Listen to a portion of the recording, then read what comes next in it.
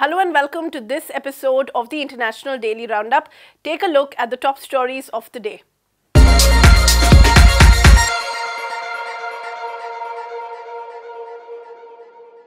On August 29th, through a video posted on YouTube, a small group of senior leaders of the Revolutionary Armed Forces of Colombia announced that they are splitting from the main organization and will be taking up arms again.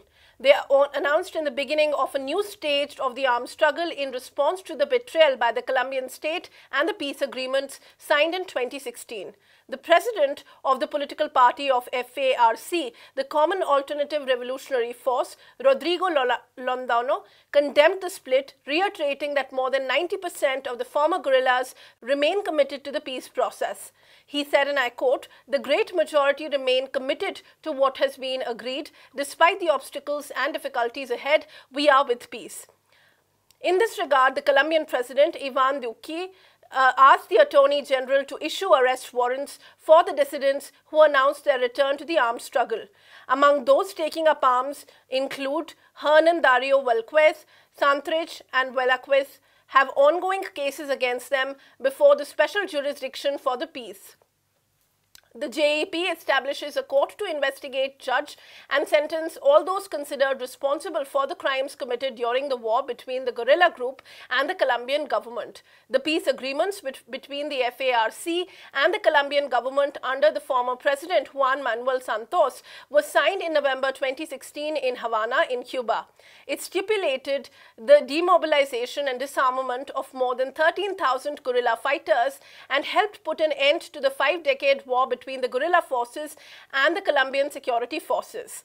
Moving on, the fight between the Southern Transition Council and the forces loyal to the UN have recognized Abdrabbu Mansour Hadi government in Yemen over the control of the interim capital Aden and it has intensified with the UAE directly siding with the STC for the first time on Thursday on August 29th. The UAE admitted to have carried out the airstrike in Zanzibar in the east of Aden, which has killed more than a dozen fighters belonging to the pro-Hadi forces, which are backed by Saudi Arabia.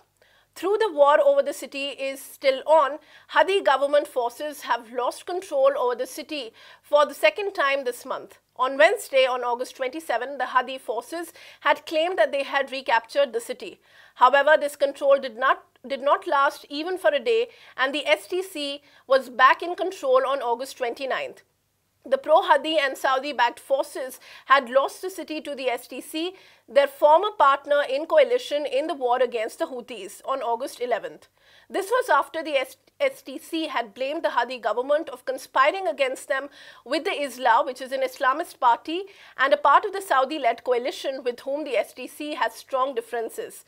The war over Aden confirms the breaks in the alliance between the Saudis and the UAE.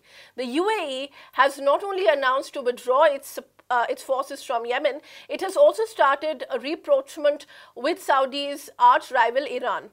The break with the UAE leaves Saudi without any significant partner in Yemen. The war in Yemen, now in its 5th year, has killed hundreds and thousands of people and has pushed millions to migrate and into starvation, leading the UN to declare it as one of the world's worst humanitarian crises. Over 700 workers were terminated at SF Denim Apparels, which is a multinational garment manufacturing industry in Bangladesh's Dhaka this August. The workers were coming from Eid vacations when the management cited work order shortage and announced the largest layoff.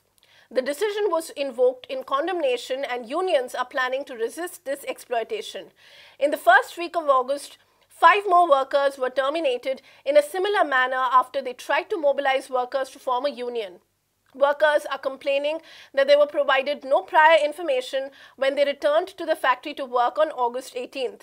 A large number of workers who were rusticated are now planning to form a trade union in collaboration with Somilto Garments Shramik Federation. Nazma Akhtar, who is of the association and with the president, said that the union is deeply concerned with the mass layoffs. She said, and I quote, "The workers are obviously targeted over their involvement in the union activities, and to make matters worse, more than 30 of the terminated workers are pregnant and now will have to not receive any of the maternity benefits that should have been given to them." And she said that we demand that the SF Denim Apparels reinstate all the fired workers. With that, it's a wrap on this episode of the International Daily Roundup. To follow these stories and many more, please log on to our website, peoplesdispatch.org, and follow us on Facebook and Twitter. Thank you for watching.